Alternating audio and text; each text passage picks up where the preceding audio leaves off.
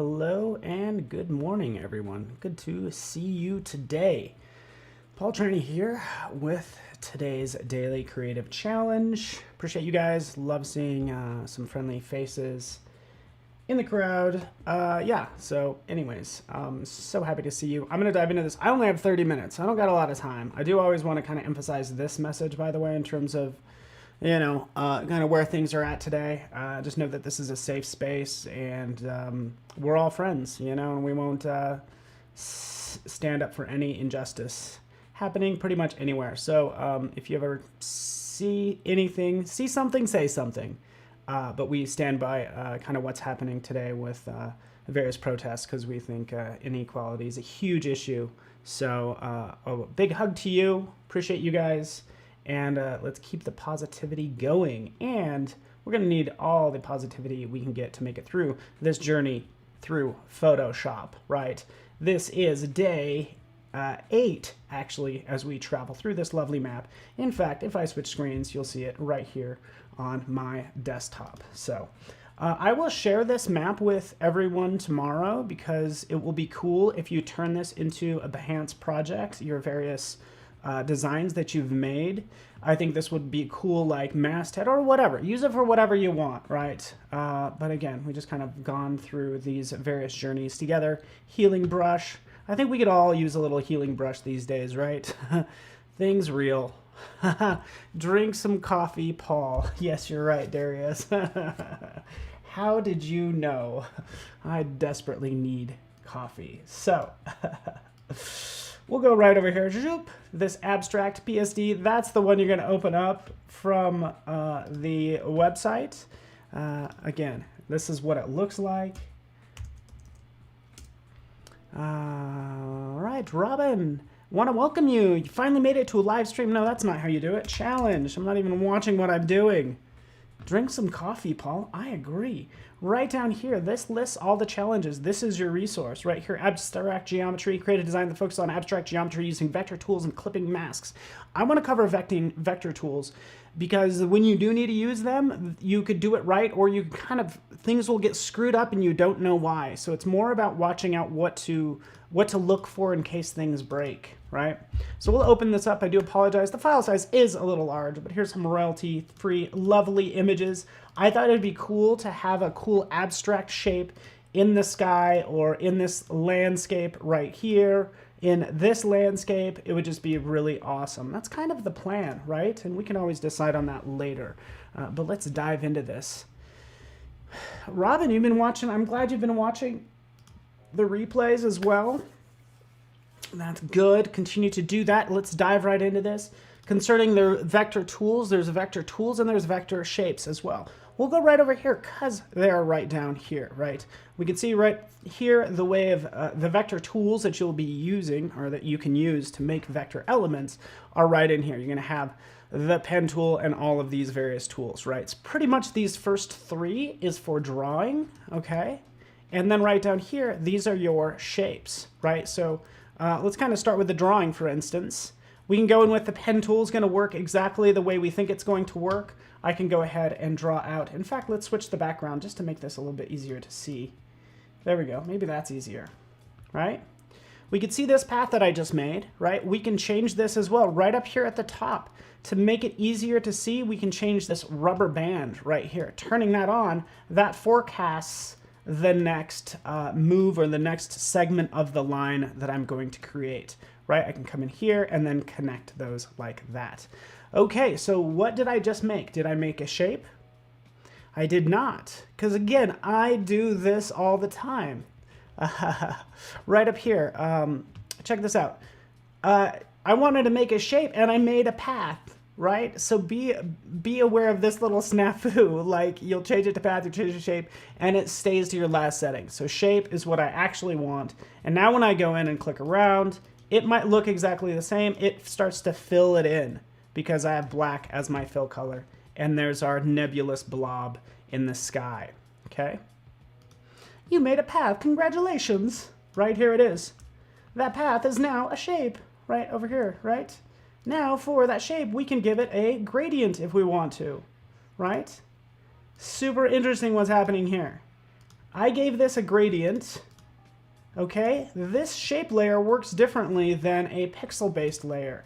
If, for instance, I have a pixel-based layer right here, okay, this happens to be, I'll just hit B for brush and I'll paint something dramatic. Just kidding. There we go.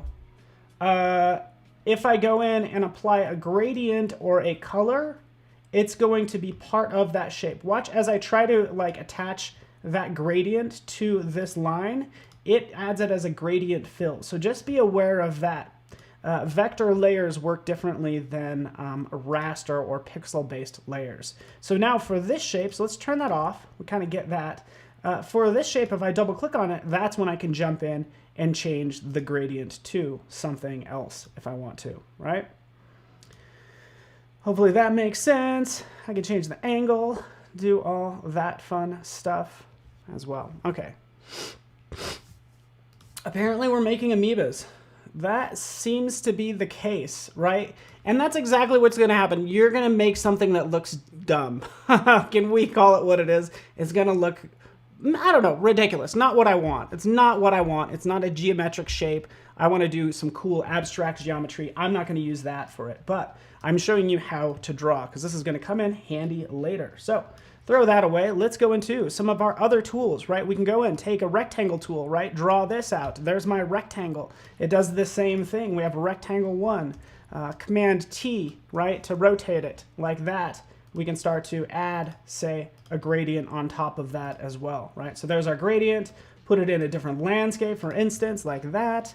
There we have our lovely rectangle. Okay. We'll double click on it. We could see the gradient right in here as well. And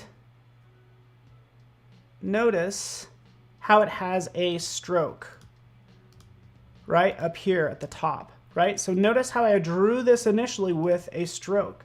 So you'll look for the line, you're like, oh, I want to get rid of that black line, but all you see is this gradient fill. You'll double click on the layer, you're like, oh, it's not there.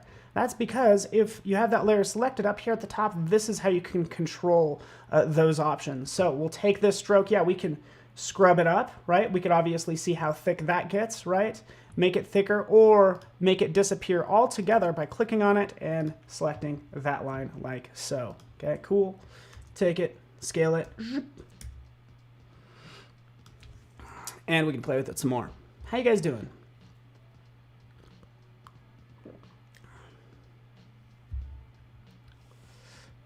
All right. Cool. Yeah, so let's talk about, I made this basic gradient. I think it'd be cool. Feel free. I want you to draw a shape. I'm going to show you all the shapes that are already pre-made that we can add as part of our cool design, right? So that we want to go beyond a rectangle or a diamond. Right in here, you'll go down here to your custom shape tool. You'll select your custom shape tool. This is what I do anyways. And then you'll go up to the top where you could actually pick your shape. And now you'll see all these elements that you might not have, right? Mensa, good morning to you, my friend. Let's go right over here. How do I get all these crazy shapes, right? I want to show you where those are. And I want to introduce you to the shapes panel. This is actually, we've made shapes a first-class citizen finally, right, in the last release. So here's shapes, bringing it over, right? And I have all these crazy shapes in here. What did I do? And I should really go through this process, but I tell you, how do you get all these amazing shapes? How do you get them all? Look at all these gorgeous. Like I want to use a heart. Well, guess what? Right up to this flyout menu, go down to Legacy Shapes and More. Pop. I've just added this folder of Legacy Shapes and More, right? It adds it to the bottom. And these are all the lovely signs and flags and stuff and things and arrows, right? So that's how you add all these awesome common symbols, honestly, that I use a lot, right? So that's what I'll jump in and start to use, like symbols and shapes right in here. Perfect. There it is. There's a heart. I could select that heart. I could drop it right on my design, my current design, make that larger. We'll nest that off to the side. Come on, buddy. Snap into place. Come on, buddy. There. Come on, buddy. sometimes the software takes coaxing. Like, come on, you can do it. All right, fine. You're there. You're fine. Okay, crazy shapes. Okay, let's... There it is. There's our gradient with it selected.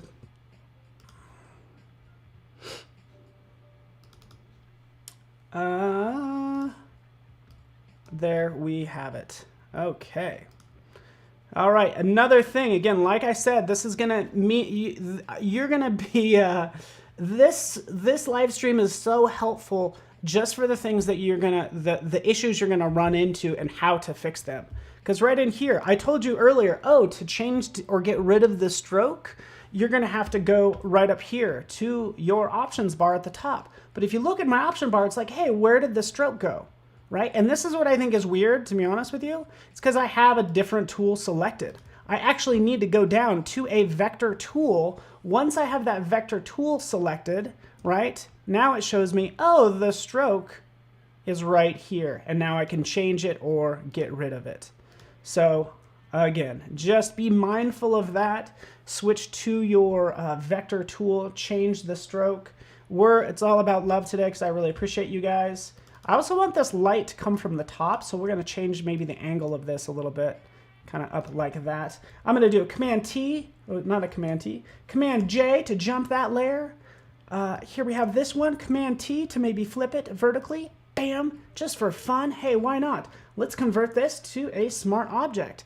And you know what? Let's jump in and let's go into distort. And what I want to do is I'm going to create a reflection of this shape in the water. Okay. So I need to distort it a little bit. I'll go to filter, I'll go to distort, and I'll go down to wave, right? It's cool because this wave effect gives you this really large panel that you get to work with. No, it doesn't. It's horrible. I want to be able to resize this, right? But come in here, put the number of generators to maybe 1 or 2. You don't need a lot, but the more you're going to have, it's this slider that, oops, sorry. It's this slider that screws up everybody. It's because they have too many generators and it gets crazy. Okay, so go a little conservative there. You want to play with the scale at the bottom. You can always work with the amplitude, but that's how you get that jitteriness. We'll click OK, and there we have that jitteriness right down there. And we can jump in, play with the blend mode. Why not? Overlay, soft light, one of these. Who's gonna be my friend? Overlay is always my friend. Right, I could cut out the bushes, do all that stuff. You got it. All right. Spooky, scary skeletons. Thank you, Sam, for posting that. Sig Brown just calling out Photoshop. Photoshop's never been intuitive by any stretch of the imagination. Yeah, skeletons, that's what you're talking about. I didn't even notice that panel popped up. All right, let's get us focused again to our beautiful gradients and our lovely shapes panel, which will be so helpful even moving forward. I find it hugely beneficial when I'm creating content. There we are. Okay, let's do some more fun things with this, right? Oh yeah, thank you. How do we get our vector drawings into Photoshop from Illustrator and have it stay vector? Michelle, you brought up such a good point. Let's talk about I think this is so appropriate. I wasn't planning on talking about this, but this needs to be said. And then we'll get into modifying this more, right? But this is already turning in kind of cool. We're gonna do some more fun things in here, by the way. In and out of Illustrator, right? So we have this heart that happens to be a vector shape. Guess what? This vector shape can be modified, right? We can go into adding and removing points, direct selection tool to select certain points. Here's Illustrator, paste into Illustrator. I always do compound shape fully editable, pasting it in. Oftentimes it'll is it even gonna paste it in?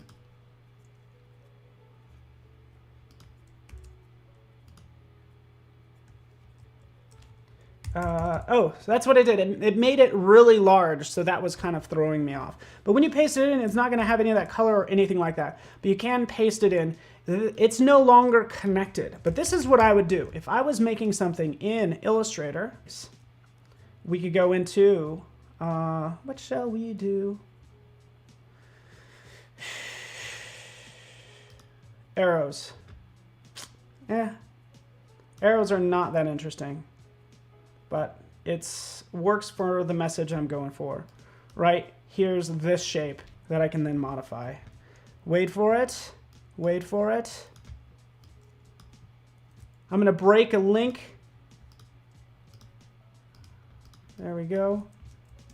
Got a crazy bounding box right there. Don't need that. This is not, I get it, it's not an Illustrator challenge. Guess what? There's an Illustrator Daily Creative Challenge available as well. But here's my arrow, by the way. So there it is. Copying it, pasting it into Photoshop. We want to keep it as vector. This is the dialogue you want to work with. You want to make sure it's a smart object.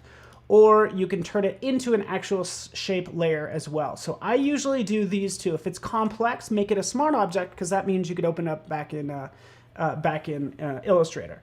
If it's simple, you could just use it as a regular shape layer, right? Since it's a simple shape, there it is, pasting that in, resizing it like so, okay? There it is, right? Let's do this. Let's edit it. Give me a second.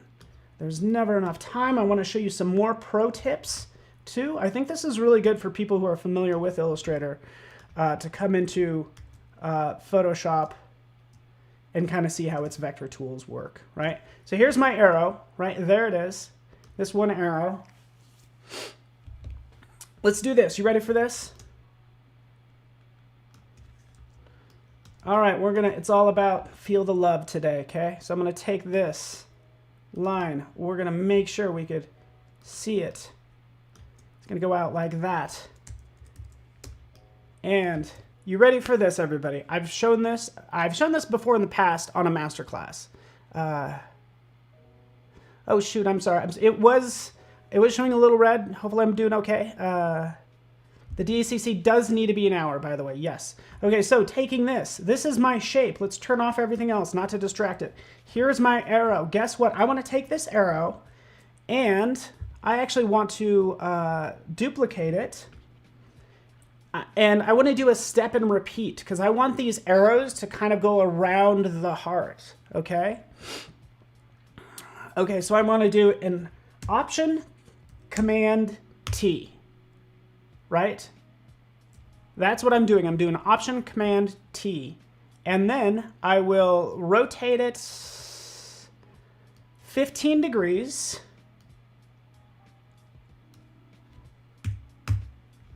And move it like so, kind of like that. Okay, so we're gonna have every 15 degrees, maybe 20 degrees, I don't know. I really don't know how this is gonna end up in the end. I know it will work if I did 45 degrees. No, 15 should work then, 15. Let's do that, boom, hit enter. There it is, I just created this second shape. Okay, so now I want to repeat that process because I want these arrows flying around the heart. So that's when I do Shift, Option, Command, T. Bam, bam, bam, bam, bam, bam. It's going around, completely around, and it's back. There it is. All of the layers, all of the shape layers that I made. You guys see all this? Look at all this. Okay, we have our shape. I would take this, I would combine it, because if you have multiple shape layers, you can right-click and right down here, oh, thank you, merge shapes right here.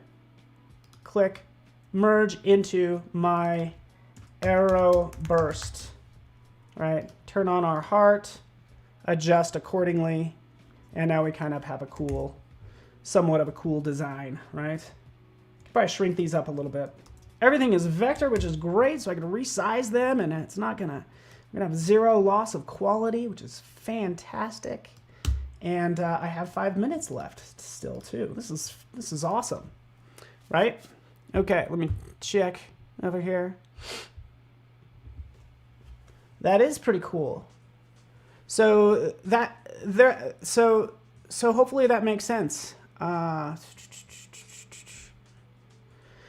So remember, Command Option T is your step part, right? So you could do it with anything. If I decide to do this with a line, right? If I want to add just a bunch of like a bunch of lines through this, draw out that line. There's my line, right?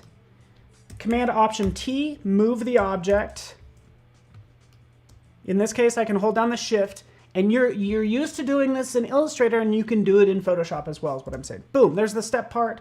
Shift Option Command T. There we can see it race across the screen, duplicating multiple times. Is it possible to change the gradients on the arrows now? Yes, you can.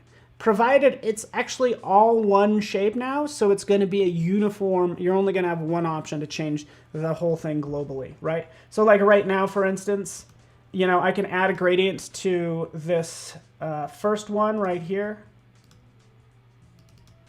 Hopefully I can. Unless I'm losing my mind.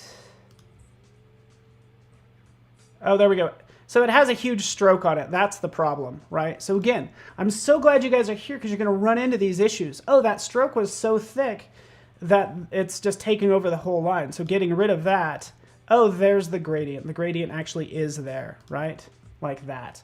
So I can change it individually, but once I take all of these and let's merge those shapes like so, it's going to make them all one solid color.